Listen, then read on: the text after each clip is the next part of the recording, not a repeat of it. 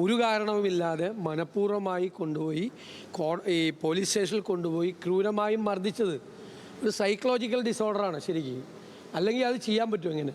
കൂട്ടം ചേർന്ന് കാണിക്കുന്ന അഹങ്കാരവും ധിക്കാരവുമാണത്.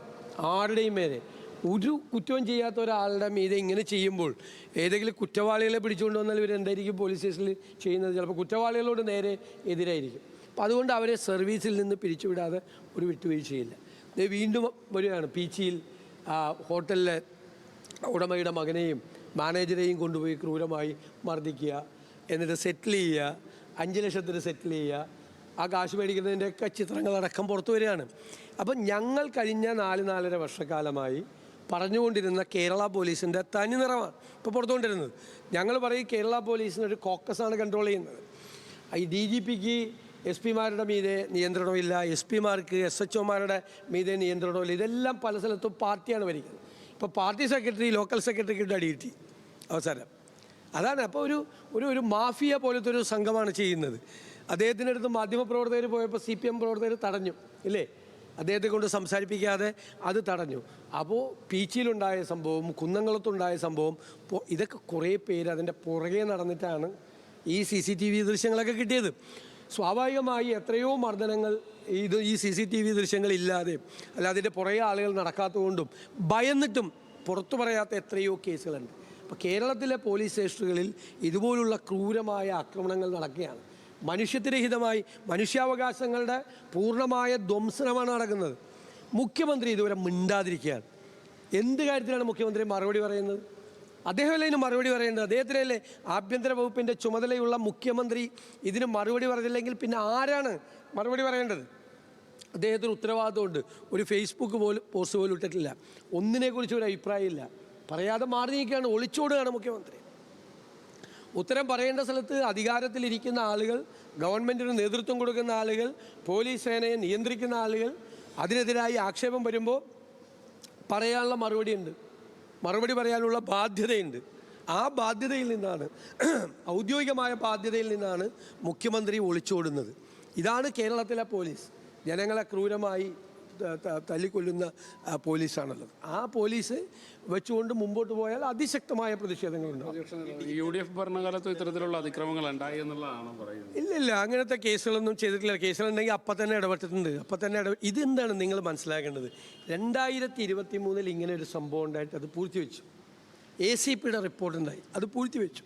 ഇപ്പോൾ ഒരു പോലീസ് സ്റ്റേഷനിൽ എന്തെങ്കിലും സംഭവം നടന്നാൽ മുഖ്യമന്ത്രിയാണ്, DGPയാണ് ഉത്തരവാദിത്വം എന്നല്ല. പക്ഷെ ഒരു സംഭവം ഉണ്ടായി കഴിയുമ്പോൾ ആ സംഭവത്തിൻ്റെ മേലെ നടപടിയെടുക്കണ്ടേ? ഇപ്പം പീച്ചിയിലെ സംഭവം എത്രമാത്രം പൂഴ്ത്തിവെച്ചു.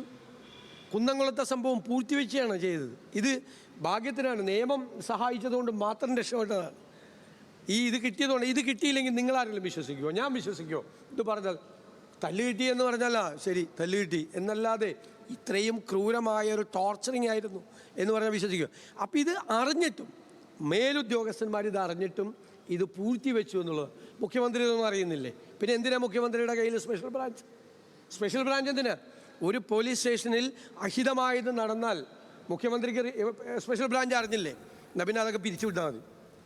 സ്പെഷ്യൽ ബ്രാഞ്ച് കുന്നംകുളത്തും പീച്ചിയിലും നടന്ന സംഭവം ഈ പോലീസ് സേനയിലെ ഇൻ്റലിജൻസ് സംവിധാനം അറിഞ്ഞില്ല എങ്കിൽ അത് പിരിച്ചുവിട്ടാൽ മതി. അപ്പോൾ അവരറിയാതിരിക്കില്ല, അവർ മുഖ്യമന്ത്രിയെ അറിയിക്കുകയും ചെയ്യും. അതിൻ്റെ ഇൻ്റലിജൻസ് DGP വഴി മുഖ്യമന്ത്രിയെ അറിയിക്കുകയും ചെയ്യും. അപ്പോൾ മുഖ്യമന്ത്രിയും ഭരണ നേതൃത്വത്തിലിരിക്കുന്ന ആളുകളും ഉത്തരവാദിത്തപ്പെട്ട ഉദ്യോഗസ്ഥന്മാരും ഇതറിഞ്ഞിട്ടും ഇത് മനഃപൂർവ്വമായി പൂഴ്ത്തിവെച്ച് ഈ ക്രിമിനലുകളെ രക്ഷിക്കാൻ വേണ്ടിയുള്ള ശ്രമമാണ് നടത്തുന്നത്. അതാണ് പ്രശ്നം. ഡിജിറ്റൽ മീഡിയ ചുമതലയിൽ നിന്ന് ബൽറാമിനെ മാറ്റിയിരിക്കുക. എനിക്കത് സംബന്ധിച്ചുള്ള വിവരങ്ങളൊന്നും എനിക്കറിയില്ല. ഞാൻ ഡിജിറ്റൽ മീഡിയയായിട്ട് യാതൊരു ബന്ധമില്ല. അങ്ങനെ ഒരു ഡിജിറ്റൽ മീഡിയ പ്രവർത്തിക്കുന്നതായിട്ട് എനിക്കറിയില്ല. അങ്ങനെയായിട്ട് ഒരു ഡിജിറ്റൽ മീഡിയ പ്രവർത്തിക്കുന്നതായിട്ട് എനിക്കറിയില്ല. എനിക്ക് ആ ഡിജിറ്റൽ മീഡിയയായിട്ട് യാതൊരു ബന്ധമില്ല. വെള്ളാപ്പള്ളി നരേശന്റെ ഒരു സ്റ്റേറ്റ്മെന്റ്, പ്രതിപക്ഷ നേതാവ് മുഖ്യമന്ത്രി ആവാനുള്ള റിഹേഴ്സൽ നടത്തുകയെന്നാണ് അദ്ദേഹം ഇന്ന് പറഞ്ഞിട്ടുള്ളത്. ഞാൻ എന്തിനാ അദ്ദേഹം പറയുന്നതിനൊക്കെ മറുപടി പറയാൻ പോകണം? ഞാൻ കൃത്യമായ മറുപടി പറഞ്ഞല്ലോ. തിളക്കമാർന്ന ഭൂരിപക്ഷത്തോടു കൂടി അദ്ദേഹത്തിൻ്റെ വെല്ലുവിളി ഞാൻ ഏറ്റെടുത്തല്ലോ. തിളക്കമാർന്ന ഭൂരിപക്ഷത്തോടു കൂടി UDFനെ കേരളത്തിൽ അധികാരത്തിലേക്ക് തിരിച്ചു കൊണ്ടുവരാൻ കഴിഞ്ഞില്ലെങ്കിൽ ഞാൻ രാഷ്ട്രീയ വനവാസത്തിന് പോകും. പിന്നെ നിങ്ങളെന്നെ കാണില്ല. മറുപടി പറഞ്ഞല്ലോ. പിന്നെ എല്ലാ ദിവസവും അദ്ദേഹം പറയണേ ഞാൻ മറുപടി പറയണമെന്നില്ല. കേരളത്തിലെ കോൺഗ്രസിൽ മുഖ്യമന്ത്രിയെ തീരുമാനിക്കുന്നതിന് ഇന്ത്യയിലെ ദേശീയ പാർട്ടി എന്ന നിലയിൽ ഒരു സമീപനമുണ്ട്, ഒരു പ്രൊസീജിയറുണ്ട്. അത് തിരഞ്ഞെടുപ്പ് കഴിഞ്ഞിട്ടാണ്. തിരഞ്ഞെടുപ്പിന് മുമ്പ് ആരെയും പ്രഖ്യാപിക്കാറില്ല. എൻ്റെ ദൗത്യം എന്ന് പറയുന്നത്, എന്നെ ഏൽപ്പിച്ചിരിക്കുന്ന അഖിലേന്ത്യാ കോൺഗ്രസ് കമ്മിറ്റി ഏൽപ്പിച്ചിരിക്കുന്ന ദൗത്യം, കേരളത്തിലെ കോൺഗ്രസ് പ്രവർത്തകരും UDF പ്രവർത്തകരെ ഏൽപ്പിച്ചിരിക്കുന്ന ദൗത്യം കേരളത്തിലെ UDF അധികാരത്തിലേക്ക് തിരിച്ചു കൊണ്ടുവരിക എന്നതാണ്. അതുവരെയുള്ള എൻ്റെ കാര്യം. UDF നയിക്കുന്നത് മുസ്ലിം ലീഗ് ആണ് എന്ന ഒരു ആക്ഷേപം കൂടി അദ്ദേഹം ഉന്നയിച്ചു. ഇത് നിങ്ങൾക്ക് എല്ലാവർക്കും അറിയാമല്ലോ, കേരളത്തിലെ കോൺഗ്രസ് പ്രസ്ഥാനമാണ് കേരളത്തിലെ UDF. അദ്ദേഹത്തിനൊന്നും മറുപടി പറയാൻ ഞാനില്ല. അദ്ദേഹം ആർക്ക് വേണ്ടിയിട്ടാണ് സംസാരിക്കുന്നത് നിങ്ങൾ നോക്കിക്കോളാം. അദ്ദേഹം ഓരോ ദിവസവും സംസാരിക്കുന്നത് ആർക്ക് വേണ്ടിയിട്ടാണ്? അതിനെ ഓൺ ചെയ്യുന്ന ആർക്ക് വേണ്ടിയിട്ടാണ്? അദ്ദേഹം മലപ്പുറത്തെ മുസ്ലിങ്ങളെക്കുറിച്ച് അധിക്ഷേപിച്ച് സംസാരിച്ചു. അദ്ദേഹം പാലായിലെ ക്രിസ്ത്യാനികളെക്കുറിച്ച് അധിക്ഷേപിച്ച് സംസാരിച്ചു. എന്നിട്ട് പിറ്റേ ആഴ്ച അദ്ദേഹം ഗുരുദേവൻ്റെ പതിപ്പാണെന്ന് പറഞ്ഞാൽ ഗുരുദേവൻ അങ്ങനെയായിരുന്നു. ഗുരുദേവനെ അവമാനിക്കരുത് ദേവി. ഇത് ശ്രീനാരായണ ഗുരുദേവൻ ഇന്ന് ചതയ ദിനം കൂടിയാണ്. ഗുരുദേവനെ ആരും അപമാനിക്കരുത്. അതാണ് എനിക്ക് പറയാനുള്ളത്. ഞാൻ അദ്ദേഹത്തോട് വഴക്കിടാനും പോയിട്ടില്ല. ഞാൻ പറഞ്ഞു ഗുരു എന്താണ് പറഞ്ഞത് അതിന് വിരുദ്ധമായിട്ടാണ് സംസാരിക്കുന്നത് എന്ന് മാത്രമേ പറഞ്ഞുള്ളൂ. ഇപ്പോഴും എൻ്റെ പരാതി അതേ ഉള്ളൂ. വെള്ളാപ്പള്ളി അങ്ങും ഒരുമിച്ചുള്ള വേദികളുണ്ട്. ആ വേദികളിലൊക്കെ അല്ല, അതൊന്നും അതൊക്കെ അതിനെന്താ പ്രശ്നം? അത് SNDP യൂണിയൻ എന്ന് പറയുന്നത്, SNDP എന്ന് പറയുന്നത് ഒരു വലിയ പ്രസ്ഥാനമല്ലേ? ശ്രീനാരായണ ഗുരുദേവൻ സ്ഥാപിതമായ സംഭവം. ഞാൻ ശ്രീനാരായണീയനാണ്.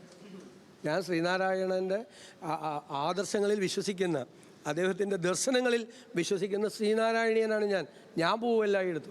അത് അവിടെ ആ സ്ഥാനത്ത് ആരിയ്ക്കുന്നു എന്നുള്ളത് ഒരു പ്രശ്നമേ അല്ല. അങ്ങനെ ബാധിക്കില്ല. പരാമർശം വളരെ വിവാദമായിരുന്നല്ലോ. അതെല്ലാം അത് ഞാൻ പറയുന്നത്, അങ്ങനെ ഒരു ഔദ്യോഗികമായൊരു സോഷ്യൽ മീഡിയ സംവിധാനം കേരളത്തിലെ പാർട്ടിക്കുള്ളതായിട്ട് എനിക്കറിയില്ല. അതെനിക്കറിയാം. KPCC പ്രസിഡന്റിനോട് നിങ്ങൾ ചോദിക്കണം. എനിക്കറിയില്ല ഇത് ആരാണ് കൊടുത്തത്. കോൺഗ്രസ് പേരിൽ ഒരുപാട് ഗ്രൂപ്പുകൾ ഉണ്ടാക്കിയിട്ടുണ്ട്. ആ ഗ്രൂപ്പുകളിൽ നിന്ന് എന്തൊക്കെയാണ് വരുന്നതെന്ന് വെച്ചാൽ, ഇനി കോൺഗ്രസ് വിരുദ്ധരാണോ അത് ഉണ്ടാക്കിയിരിക്കുന്നതെന്ന് സംശയം തോന്നുന്ന തരത്തിൽ കോൺഗ്രസ് വിരുദ്ധ വാർത്തകൾ കോൺഗ്രസിൻ്റെ പേരിലുണ്ടാക്കിയിരിക്കുന്ന ഗ്രൂപ്പുകളിൽ നിന്ന് അത് KPCC പരിശോധിച്ച് വേണ്ട നടപടി സ്വീകരിക്കണം. KPCC അത് പരിശോധിച്ച് വേണ്ട നടപടികൾ സ്വീകരിക്കും. ഞാൻ അതിനെക്കുറിച്ച്, അത് സംഘടനാപരമായ കാര്യത്തെക്കുറിച്ച് ഞാൻ സംസാരിക്കില്ല.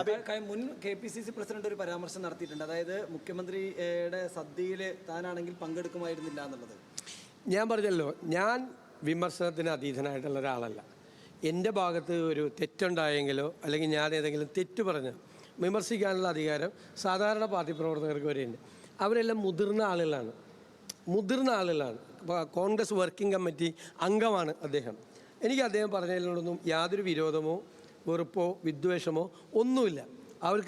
അവർക്ക് എന്നെ വിമർശിക്കാനുള്ള പൂർണ്ണമായ സ്വാതന്ത്ര്യമുണ്ട്. പിന്നെ എവിടെ പറയണം, എങ്ങനെ പറയണം എന്ന് അവരവർ ആലോചിച്ചാൽ മതി. എനിക്കൊരു പരാതിയില്ല. എനിക്കൊരു പരാതിയില്ല. എനിക്ക് അത്തരം കാര്യങ്ങളിൽ പരാതിയില്ല. പക്ഷെ എനിക്ക് ഒരു കാര്യം അറിയാം. CPM മാധ്യമ വിഭാഗം അവർ യോഗം ചേർന്നിട്ട് നിരന്തരമായി എന്നെ ആക്രമിക്കാൻ വേണ്ടിയിട്ടുള്ള തീരുമാനം എടുത്തിട്ടുണ്ട്. ആ തീരുമാനത്തിൻ്റെ ഭാഗമായി എല്ലാ ദിവസവും വിവിധ യൂട്യൂബ് ചാനലുകളെ, കുറേ യൂട്യൂബ് ചാനലുകളെ ഇവർ പർച്ചേസ് ചെയ്തിട്ട് അവർ വഴി എന്നെ വ്യക്തിപരമായി ആക്ഷേപിക്കുന്നു. അതൊന്നും എൻ്റെ മീതെ ഒരു ഏൽപ്പിക്കാൻ അവർക്ക് കഴിയില്ല. അതൊന്നും എനിക്ക് അങ്ങനെ പരാതിയൊന്നും. ഈ രണ്ട് കോൺഗ്രസ് നേതാക്കളെ സ്ഥാനമാണ് നഷ്ടപ്പെട്ടത്. രാഹുൽ മാങ്കൂട്ടത്തിൽ ഇപ്പോൾ ബൽറാമിനെ പുറത്താക്കിയിട്ടുണ്ട്. അപ്പോൾ ബൽറാമിനെ ഒന്നും പുറത്താക്കിയിട്ടൊന്നുമില്ല. ആരാ പറഞ്ഞത്? ഡിജിറ്റൽ മീഡിയ നോ അത് തെറ്റായ വാർത്തയാണ്. VT ബലറാമിനെ ഒന്നും ഒരു സ്ഥലത്ത് നിന്നും പുറത്താക്കിയിട്ടില്ല. അദ്ദേഹം KPCCയുടെ ഉപാധ്യക്ഷനാണ്. പക്ഷെ അദ്ദേഹം രാഹുലിന്റെ കാര്യത്തിൽ എങ്ങനെ ഒരു മടങ്ങിയവരോ വല്ലതും ഉണ്ടാവുമോ? That chapter is closed. ഞാൻ ഇനി അതിനെക്കുറിച്ച് സംസാരിക്കില്ല. അത് പാർട്ടി തീരുമാനമെടുത്ത് നിങ്ങളെല്ലാവരും അറിയിച്ചിട്ടുണ്ട്. അതിൻ്റെ അപ്പുറത്തൊരു തീരുമാനം. ഈ ഒരു യൂത്ത് കോൺഗ്രസ് പ്രവർത്തകനെ കസ്റ്റഡിയിൽ മർദ്ദനമേറ്റ് യൂത്ത് കോൺഗ്രസ് വലിയ പ്രതിഷേധം നടത്തേണ്ട സമയത്ത് ഇപ്പോഴും ഒരു സംസ്ഥാന അധ്യക്ഷൻ ഉണ്ടായിട്ടില്ല. അല്ല, അത് അഖിലേന്ത്യാ യൂത്ത് കോൺഗ്രസ് കമ്മിറ്റി തീരുമാനിക്കേണ്ടതാണ്. അവർ തീരുമാനിച്ച് ഉചിതമായ സമയത്ത് ആളെ പ്രഖ്യാപിക്കും. യൂത്ത് കോൺഗ്രസിൻ്റെ സമരവും നടക്കുന്നുണ്ട്, കോൺഗ്രസിൻ്റെ സമരവും നടക്കുന്നുണ്ട്, എല്ലാ തരത്തിലുള്ള സമരവും നടക്കും. ഈ കോൺഗ്രസിലെ സൈബർ ഇടങ്ങളിൽ കോൺഗ്രസിനെ തുടർച്ചയായിട്ട് സപ്പോർട്ട് ചെയ്തിരുന്ന ഒരു വിഭാഗമുണ്ട്. അവർ പ്രതിപക്ഷ നേതാവിനെതിരെ വലിയ വിമർശനം ഉയർത്തുന്നുണ്ട് കഴിഞ്ഞ കുറച്ച് ദിവസം. തീരുമാനങ്ങൾ എടുക്കുന്ന ആളുകളെ വിമർശിക്കാൻ പറ്റുള്ളൂ. നിലപാടുകൾ എടുക്കുന്ന ആളുകളെ വിമർശിക്കാൻ പറ്റുള്ളൂ. മനസ്സിലായില്ലേ? കേരളം മുഴുവൻ അലയടിച്ച് എൻ്റെ മുമ്പിലേക്ക് വന്നാലും എൻ്റെ ബോധ്യങ്ങളിൽ നിന്ന് ഞാനെടുത്ത നിലപാടിൽ ഒരു മാറ്റം ഉണ്ടാവില്ല. അതെൻ്റെ ബോധ്യങ്ങളിൽ നിന്ന്, ഞാൻ ഒറ്റയ്ക്കെടുത്ത തീരുമാനമല്ല. കൂട്ടായി എടുത്ത തീരുമാനമാണ്. എല്ലാ നേതാക്കന്മാരും ചേർന്ന് കൂട്ടായി ഏകകണ്ഠമായി എടുത്ത തീരുമാനമാണ്. ഞാൻ പക്ഷേ ആ തീരുമാനത്തിൻ്റെ ഉത്തരവാദിത്വം കൂടി ഞാൻ ഏറ്റെടുക്കുന്നു. ഞാൻ പറഞ്ഞല്ല, കേരളം മുഴുവൻ കടൽ പോലെ അലയടിച്ച് വന്നാലും ബോധ്യങ്ങളിൽ നിന്നാണ് ഞങ്ങൾ തീരുമാനമെടുത്തത്. ആ തീരുമാനത്തിൽ നിന്ന് അണുവിട വ്യതിചലിക്കില്ല. അത് നിലപാടാണ്. നിലപാടുകൾ എടുക്കുമ്പോൾ എതിർപ്പുകളുണ്ടാവും, ഇഷ്ടമില്ലാത്ത ആളുകൾ എതിർക്കും. അതൊന്നും കാര്യമില്ല. നമ്മുടെ ബോധ്യമാണ്, നമ്മളത് പരിശോധിച്ച് വിവിധ വിഷയങ്ങളിൽ പ്രതിപക്ഷ നേതാവ് വി ഡി സതീശൻ പ്രതികരിക്കുകയാണ്. കസ്റ്റഡി മർദ്ദനങ്ങളിൽ മുഖ്യമന്ത്രിക്ക് മൗനമുണ്ടാകുന്നു എന്നുള്ളതാണ് വി ഡി സതീശൻ ഉന്നയിച്ചിട്ടുള്ള പ്രധാനപ്പെട്ട ആരോപണം.